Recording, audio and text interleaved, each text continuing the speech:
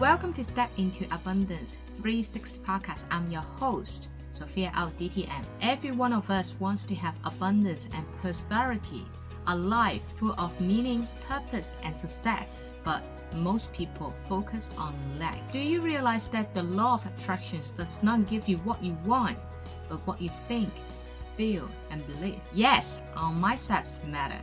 Rich people live in a world of abundance, and poor people live in a world of limitations.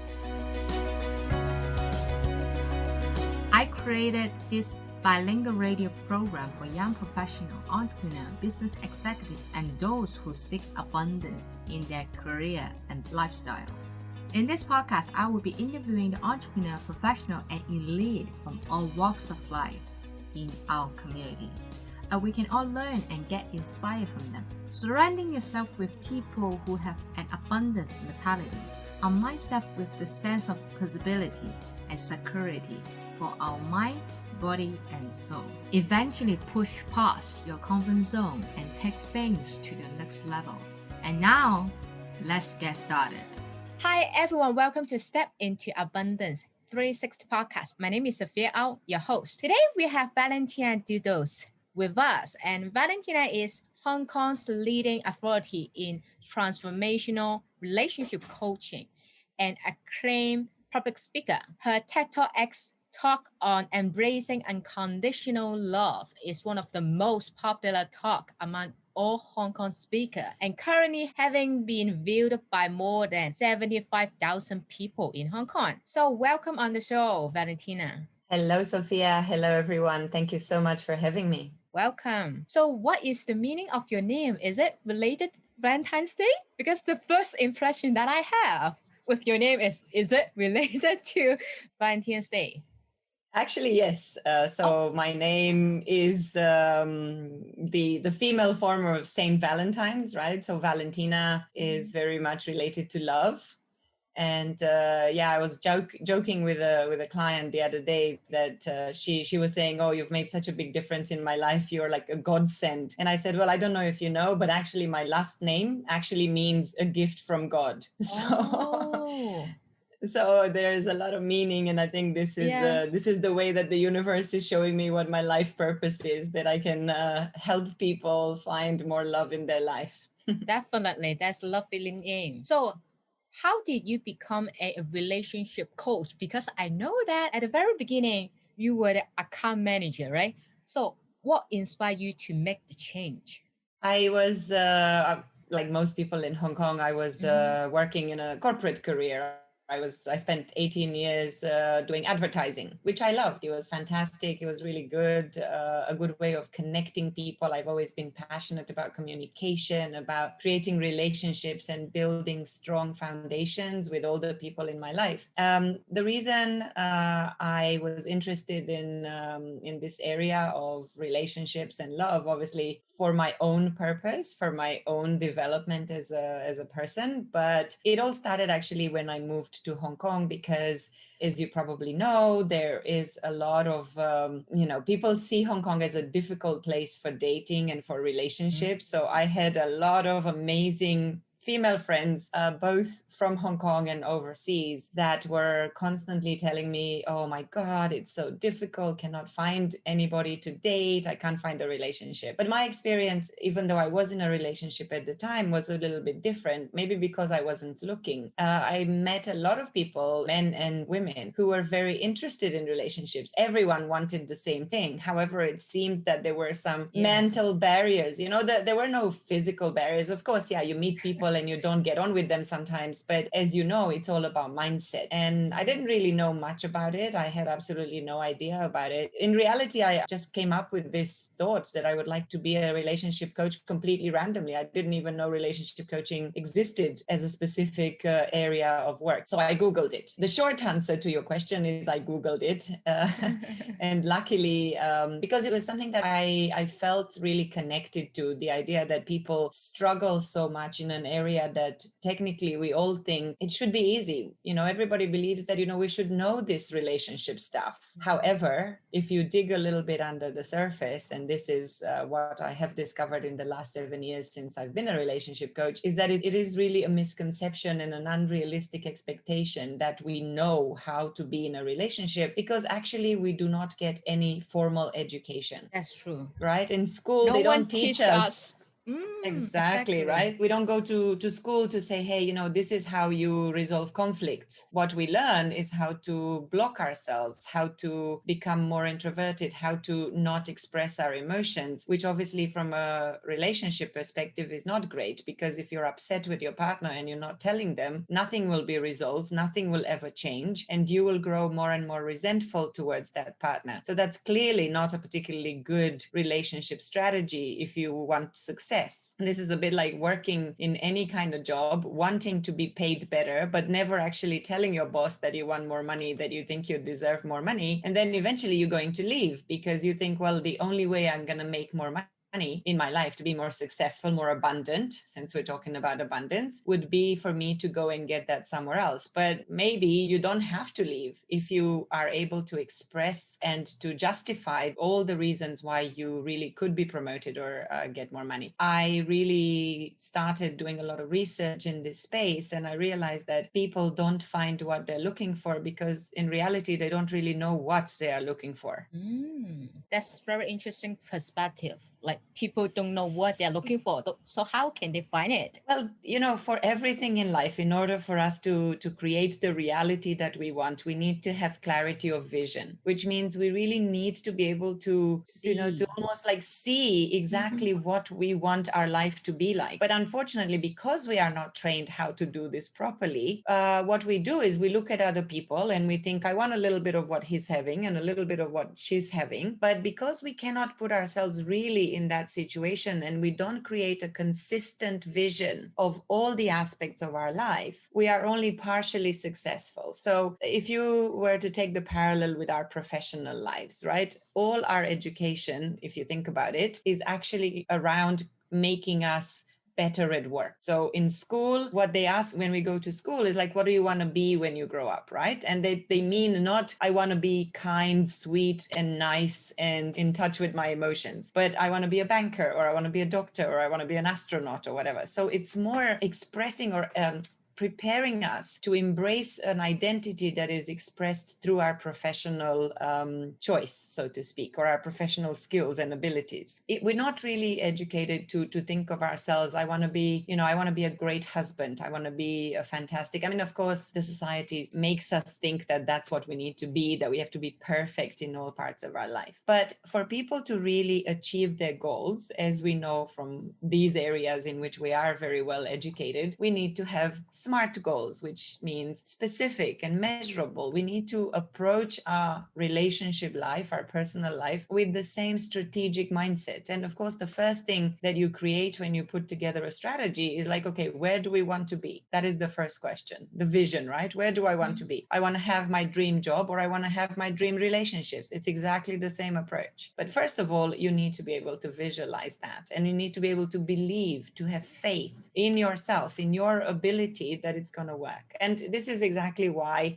so many people are not getting what they want, because we are plagued by a whole bunch of limiting beliefs, or if you like, belief system that prevent us from getting what we want. And this was really the belief at play when I was making this shift into this career, because I was noticing that the reason why all these women that I knew and I admired could not find love is because they believed they could not find love. They were constantly sabotaging themselves by saying, oh, this one is not good. It's not that they didn't meet men. They were meeting men. They met a lot of people, but they were constantly thinking, oh, but this one is young. Why would he want to date someone at my age? Or this one is, I don't know what, So when we have a belief, our mind naturally is looking for confirmation of that belief. That's called confirmation bias. So with such a client, with such a person, even if, let's say, I gave her 10 options for like the 10 most amazing men that I knew, there would be something that she would find wrong with every single one of them,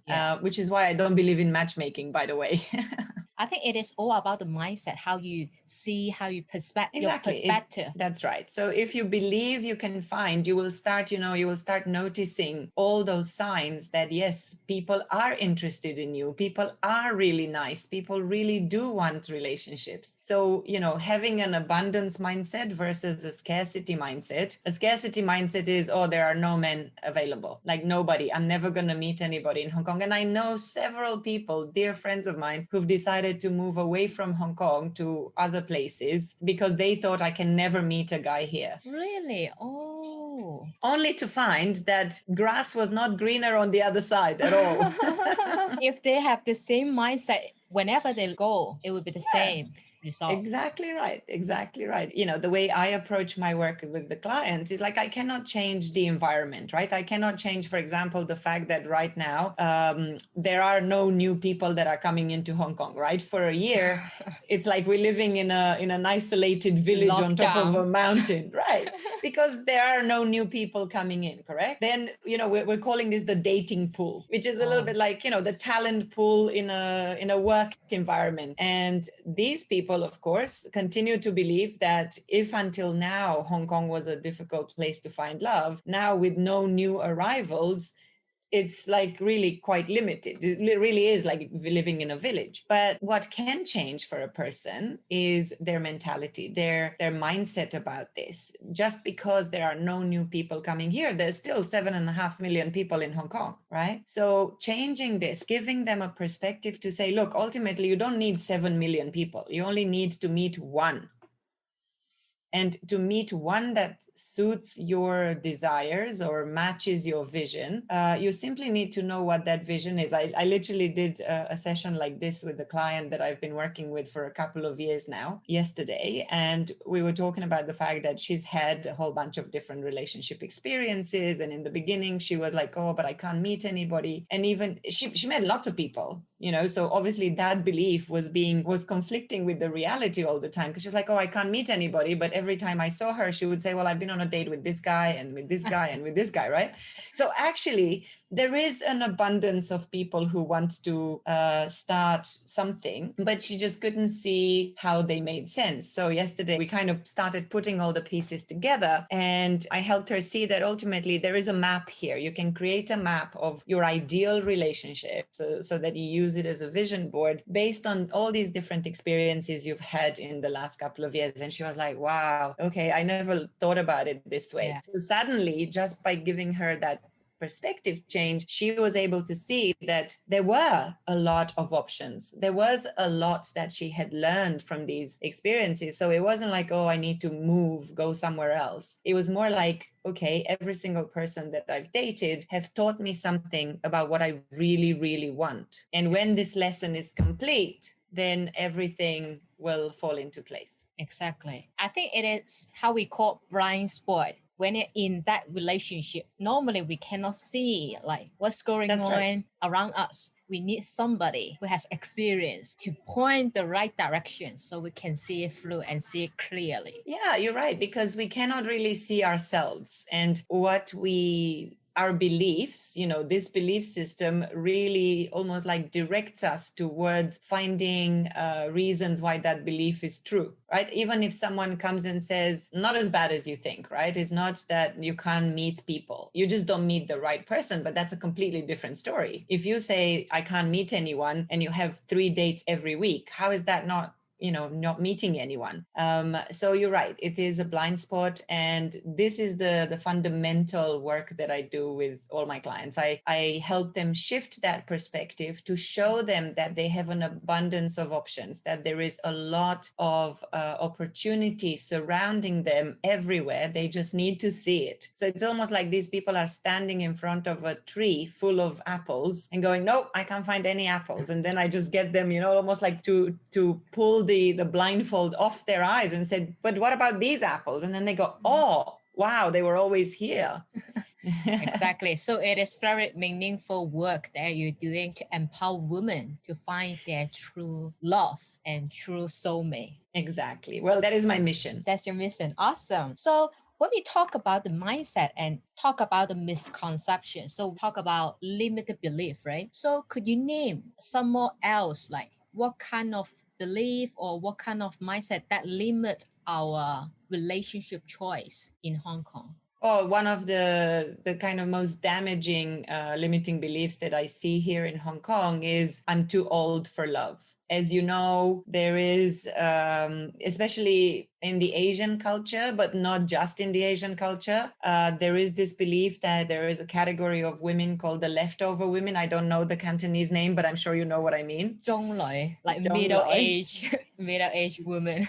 Right. And this is a very damaging belief. And I know it comes from the traditional belief that women should be married early so that while they are still fertile and so on. But I've had clients who were like in their 30s and they already believed that they missed the opportunity to have a family, to fall in love. Some of them had never even had sex. You know, I had clients who were virgin in their 30s and they already believed that, okay, it's hopeless. I'm never going to find anyone. I'm going to have to settle. To me, this is a very damaging belief because I understand that traditionally this was the way, but traditionally this was in a world in which the role of the woman was, you know, if you're not married, if you're not the mother, there is nothing to you. You're not complete. You have not met everyone's expectations. I think we are fortunate to live in a world in which that mindset is changing overall as a society rule, and women no longer must be married and to be mothers to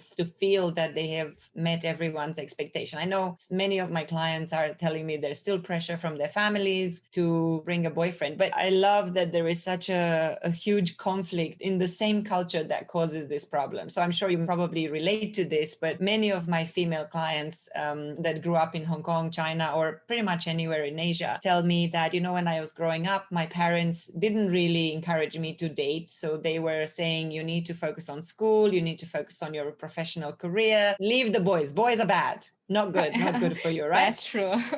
So then they would say, you can date, you can meet someone and start dating after college. But then 2 years later, they completely flip that story, not even 2 years. The moment you finish with that, they start going, okay, why don't you have a boyfriend?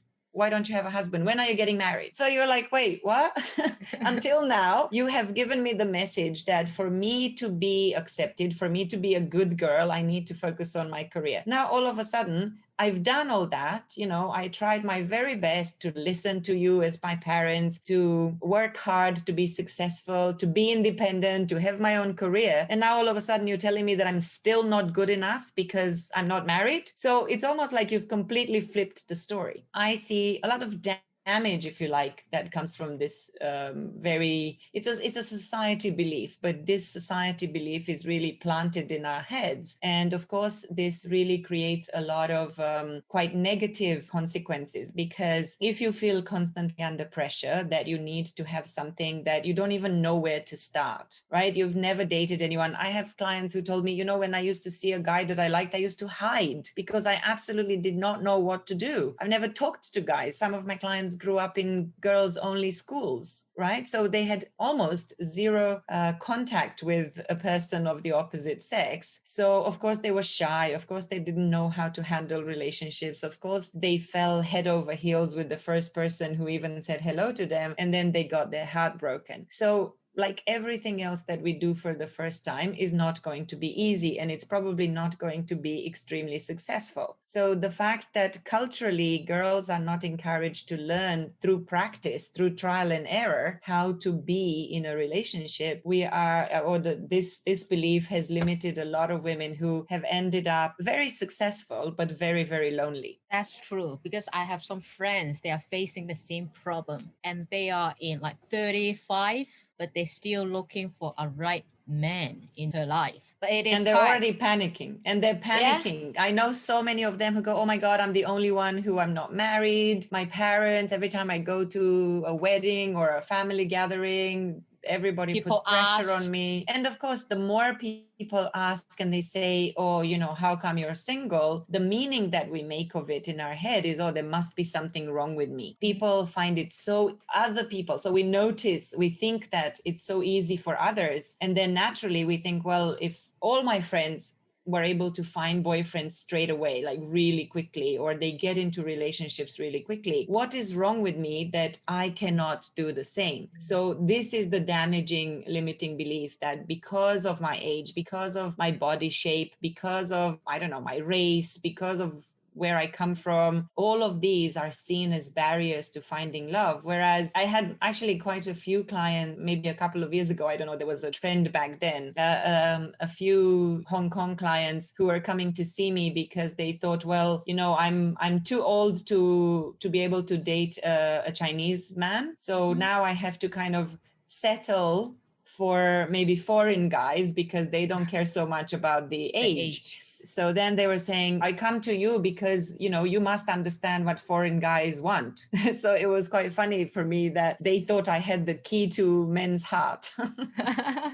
They thought you can open all the door for them, I mean, I did for a few, or rather they did. I helped them open those doors through this shift in belief that, it doesn't really matter if the guy is Chinese or not. Maybe with this cultural belief being so widespread, maybe Chinese men, I don't know if this is true, because I don't really work with men, so I haven't been able to check that. Maybe they also look for younger women. But I always say to my older clients that you're only going to meet people who are suitable for you, because why would you want someone who wants to date a 22-year-old if you're in your 40s? Like if that person thinks a 22-year-old woman is their ideal match, well, let them, they're not going to be right for you anyway. I said before that I believe that we create our reality, we manifest our reality. And for that to happen, we need to have this clarity and we need to be able to identify our self-imposed barriers. And that's exactly how I approach all my work with all the different kind of clients.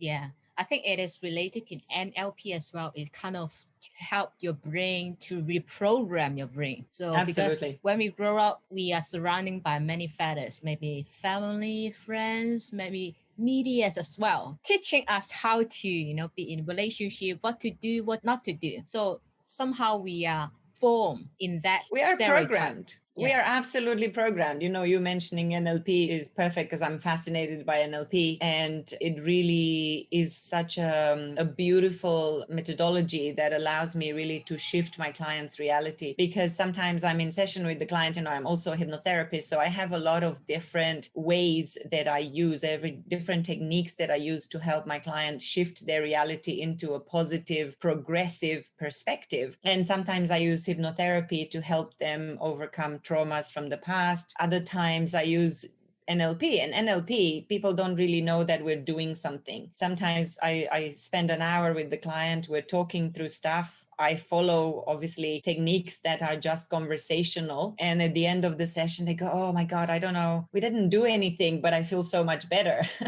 And that's the beauty of understanding the depth of these programs and also helping a client reprogram themselves. Exactly. And when we talk about misconception, we talk about the limited belief, and then we talk about the traditional perspective that woman has to be married earlier. Okay. Yeah. And which leads to the next misconceptions. I often heard from people that marriage is a death, it is a dangerous, it is something not very good. So what do you think about it? Because nowadays, not many people, they are willing to get married.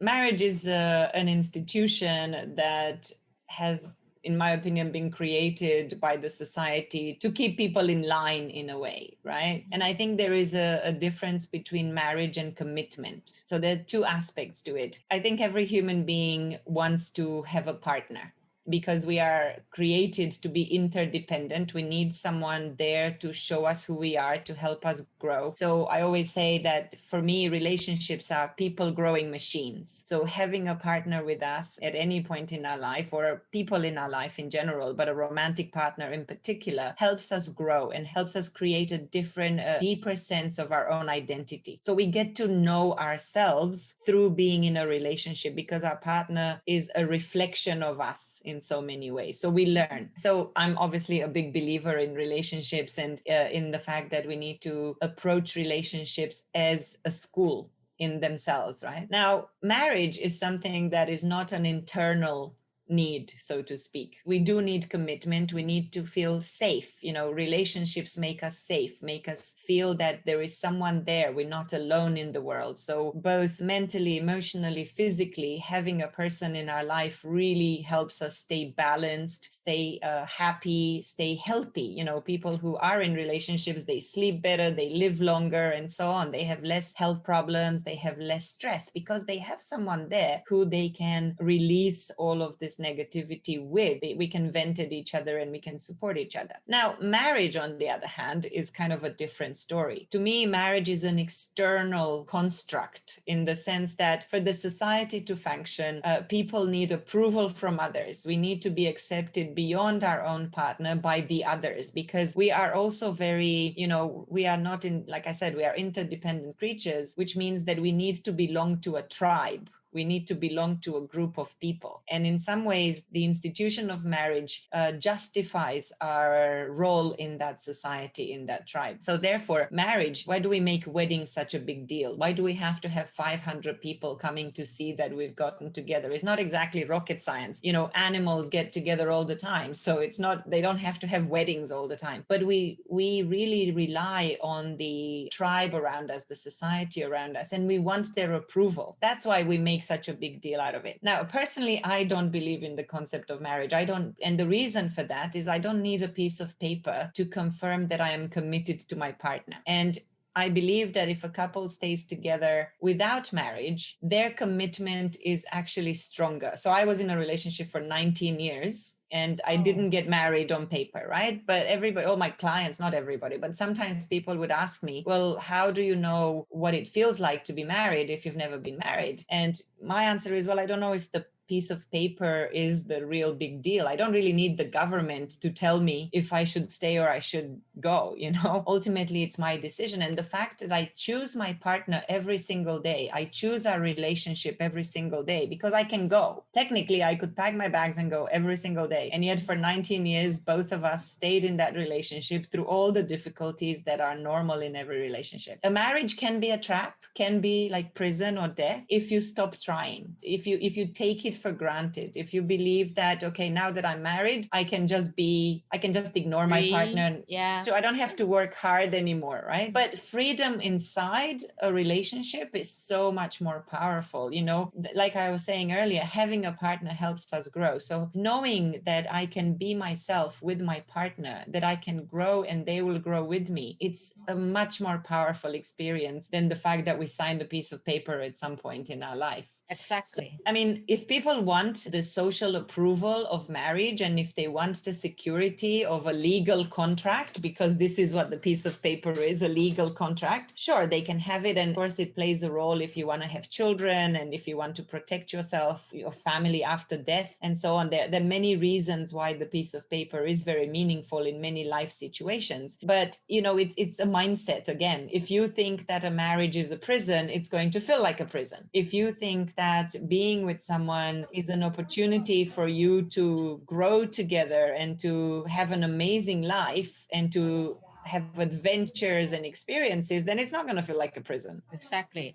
And some people, they really think a piece of paper, the marriage, the paper is just a certificate is just something. Like if a real love, maybe they don't need a piece of certificate. They just need to be confident in themselves and in their partner. I think in a way, sometimes what I noticed with the couples that I work with, the piece of paper actually is a little bit damaging, because it gives people this incentive to stop working on their relationship, because they feel this sense of safety that it's going to be so complicated to get out of this relationship that we're just going to, keep going. And if you think in the older generations, many people who've been married for a long period of time, actually, they don't have great relationships. They either have I allow a lot of my clients tell me this, because of course, with no relationship school, what we observe at home, the way our parents behave, is our school. effectively. We see them doing certain things, and therefore we think, oh, this is how relationships work. This is what marriage looks like. So I see a lot of my clients who are now questioning their relationships, and they can recognize that, oh,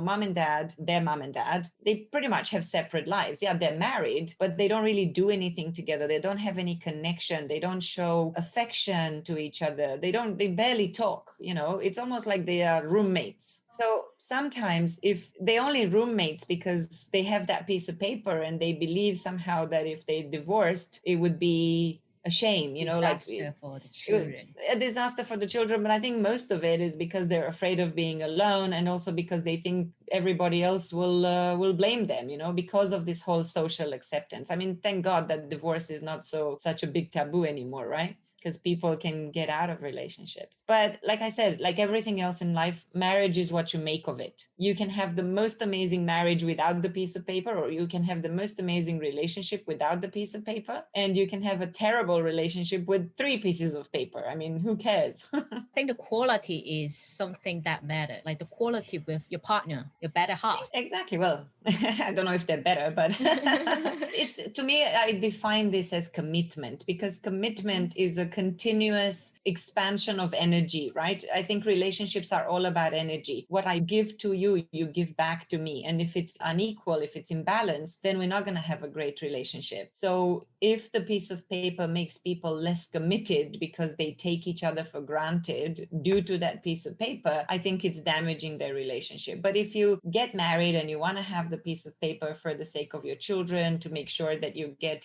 like less tax or whatever other benefits you have if you're married, I think all of this makes sense. But then you have to learn that you don't really rely on the paper. Actually the work never stops. In order for your partner to help you grow, I say to my clients all the time, in relationships, 2 things happen. Sometimes when you don't put effort into continuing the relationship with your partner, we use this word, we say we grow apart, right? People divorce because they grow apart. What does that mean? Visually, thinking NLP here, people growing apart, I see it like there's 2 paths. When you first get married, you follow the same path together, right? And then growing apart means one goes to the left and the other one goes to the right. That's what growing apart really means. So in my work, I say to them, like, okay, now you have a choice to bring those paths back together, to put effort in, because of course it will need effort for you to shift direction from wherever you are going, to align on a common vision as a couple, to make sure that you're going literally in the same direction, and then life will be a lot more balanced. And this is what happens when sometimes people take their piece of paper for granted. They go, oh, I don't care now. Now I can do this and my partner can do whatever they want, but it's not going to work in the long term. Exactly. So when we talk about the long term, I know that you and your partner has been a relationship for 17 years, right? So I'm very curious, like how to make love relationship last. We talk about commitment. Commitment is very important. We have 2 partners putting effort together to contribute, to make it work, right? So apart from that, how can we make our relationship last longer? The most important thing is that before you decide who to choose as your long-term partner, you need to know a lot about yourself. You need to have this vision that I mentioned, and you need to make sure that your partner is aligned with that vision. Because of this, like for a couple to go the distance, they need to go in the same direction, right? So this visual of 2 people walking side by side in the same direction is really powerful for me. And even if some people, sometimes you may have a detour, you might go off the main road and you may try something different. I think there are a few very, very important, what I call relationship requirements that you need to know before you get into a relationship. And you need to make sure that those are aligned. So you need to have alignment in, like I said, in vision. You need to have alignment of values, which means both of you need to believe in the same things. And we were talking about marriage. Marriage is often a big issue for a lot of couples that meet. One partner really wants the piece of paper and the other partner doesn't really want to. For one partner, their vision is marriage is prison. For the other one, marriage is safety. So when you see things so differently, it's going to be very difficult for this couple to find the middle way and to agree on this, because one of them needs to shift or both of them need to come somewhere in the middle. Marriage is usually one of these deal breakers,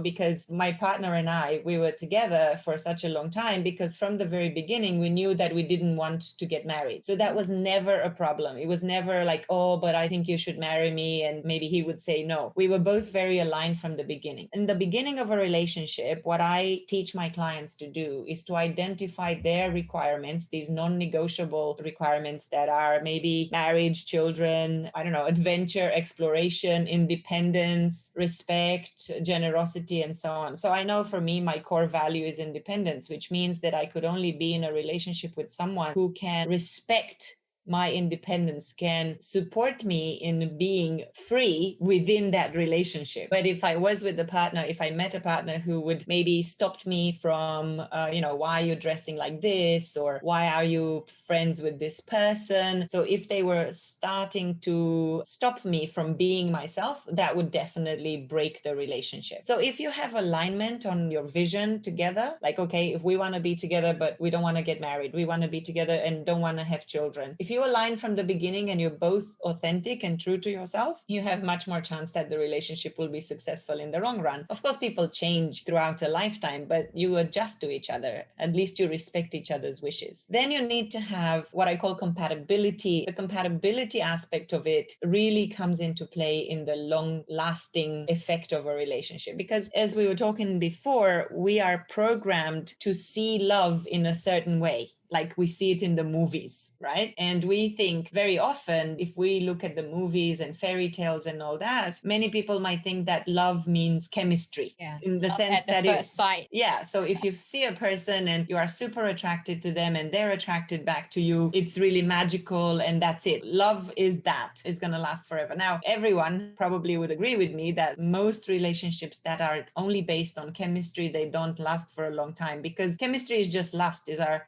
need to procreate. It's like the animal side of us, so to speak. And you can have a very, very intense, short relationship based on chemistry. But what needs to happen for a relationship to last a long period of time is you need to add the compatibility aspect, which means that you are best friends and you have a lot of things in common outside of the bedroom, which means that I can hang out with my partner and we can do things together and we can explore new exciting adventures. We love traveling together. We have similar ways of looking at the world. We can talk about everything. We're curious about each other. If these aspects are there, of course, it's great to have high chemistry as well. It's important that you have a great sex life, because that's bonding you together, like literally on a biological level. So to me, in order to make a relationship last for a long time, you need to do the preparation before you get into that relationship. It sounds like it is a test. So you have to do all the preparations beforehand. Understand yourself, understand your mindset, right? I say to my clients like this, because people say, oh, dating has become like a job interview these days, so difficult. And I said, well, it is a job interview, but you are the one hiring.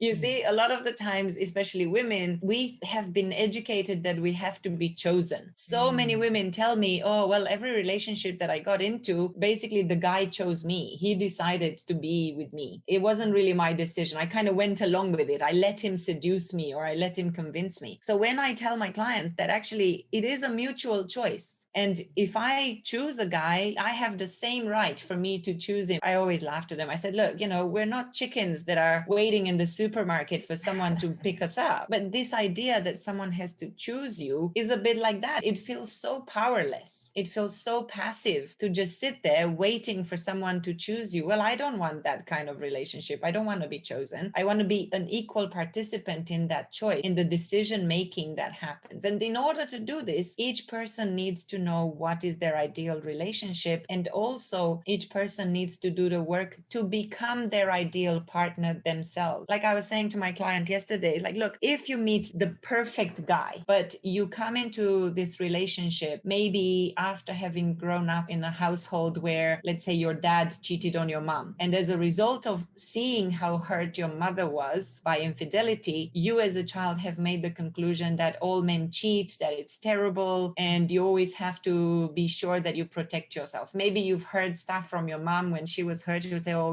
men are terrible. They always look at other women and so on, right? So this is, again, the formation of a belief that goes all the way to childhood. You bring this with you, whether you think of it or not. It's part of who you are. So then even if you're married to Prince Charming himself, if you believe that all men cheat, you bring this stuff, this belief will affect your relationship. You're going to be suspicious. You're going to be jealous. You're going to be insecure. You're constantly going to think, oh my God, someone else will come along. And this means that you are not ready for the relationship of your dreams. And you need to make yourself, to look at yourself and to grow yourself, to kind of go, well, just because my dad cheated on my mom doesn't mean that all men cheat. Beforehand, you have to better understand yourself and understand your visions, whether both partner have the same vision and value. And exactly, the next important thing is comparability. Yes, so each of us has the freedom to choose. Yeah, that essentially, in my experience, each person has about between 6 and 10 these things called requirements, deal breakers, right? A few things that you cannot negotiate on or that you really could not tolerate in your life. For example, I don't know, if someone disrespects you, I mean, there are some that are absolute basic for everyone. Of course, you need to have trust. Of course, you need to feel prioritized. Of course, you need communication. Of course, everybody needs to be accepted, to be able to be their true self, their authentic self. But on top of that, there are a few others that are really dependent on your upbringing and your values, as I said, the whole marriage or not marriage, children or not children. Let's say, what happens if someone cheats? For some people, infidelity is a complete deal breaker and they would just pack their bags and leave. For other people, for example, if the partner, let's say a partner cheats, one person cheats on the other, and there's one scenario in which the person who cheats comes to their partner and say, look, I'm very sorry, I need to say something, and they reveal their infidelity to the partner. Sometimes if the other is very much in this space of no, cheating is cheating, absolutely no negotiation around it, then it's the end of the relationship. But other person who maybe values honesty a lot more might say, well, of course I'm hurt, of course I don't feel comfortable that you've cheated on me, but I do appreciate the fact that you came and told me instead of me finding out in a different way. These two scenarios, different outcomes are possible depending on whether fidelity or honesty are the real deal breaker. So it really depends on the situations and the value that the person is having. Exactly. So I hope that answered your question.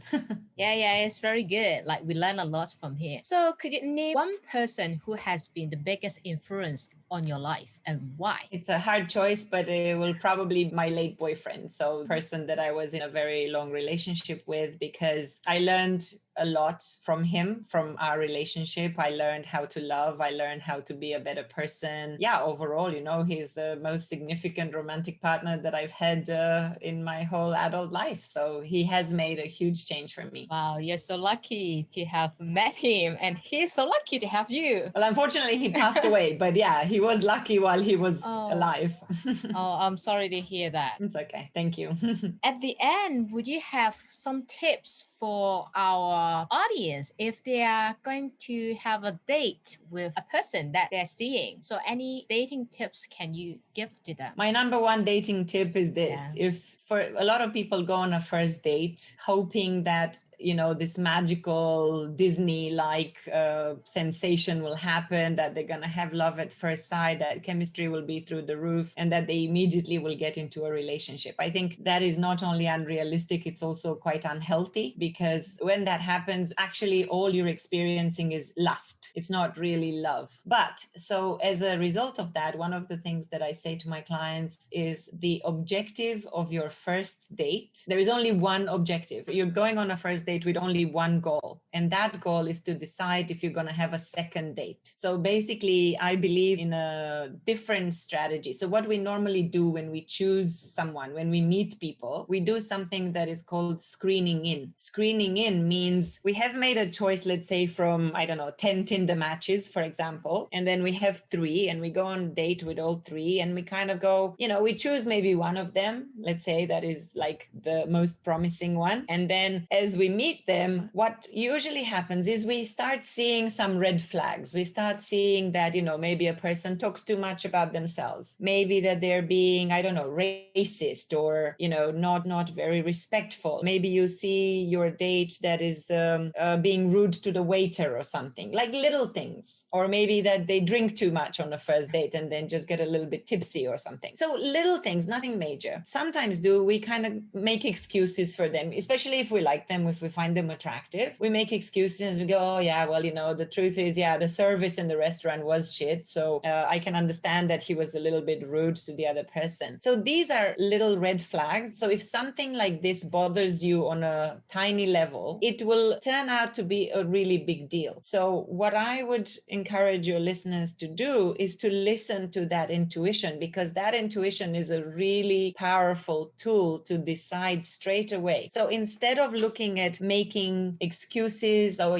but making explanations or creating a story to allow that behavior, actually what I encourage all my clients to do is to screen out, which means take these red flags as big deals, because they are. If someone is rude to the waiter on a day when they try to impress you, they probably going to be rude to you later on when you get very familiar. Actually, my client yesterday, it's funny how that whole session shows up so much today. I asked her this, like, was there anything when you met this particular person, we were talking about one of our dates, was there anything that you noticed about this person that bothered you in the beginning, but you kind of ignored it? She was like, oh yeah, there were rather red flags. I could see how this person was looking very confident and all that, but underneath they were actually quite insecure. And as I got to know him, he turned out to be very insecure. And I saw it from day one, but I ignored it. So if she had listened to her intuition, she would have spared herself the last 4 months of turmoil and backwards and forwards and mixed signals and all that. So the instinct that you need to cultivate to make sure that you are not wasting time with people is really to spot those red flags and to immediately act on them. Do not see that person a few more times, because you're wasting your time, especially if you're kind of on a timeline. A lot of women in their 30s, they go, well, I want to be married in 2 years, so I don't have time. Well, you don't really have 3 months to give to every person you're dating. So screen out, like really on date one, you will see what the red flags are. And if anything seems to be going against your relationship requirements, your deal breakers, don't waste your time seeing that person again. Don't give them another chance, because this is screening in. Oh, let's give him another chance. Maybe next time he's not going to drink so much. Maybe next time he's going to drink more. So why waste your time, right? So this is it.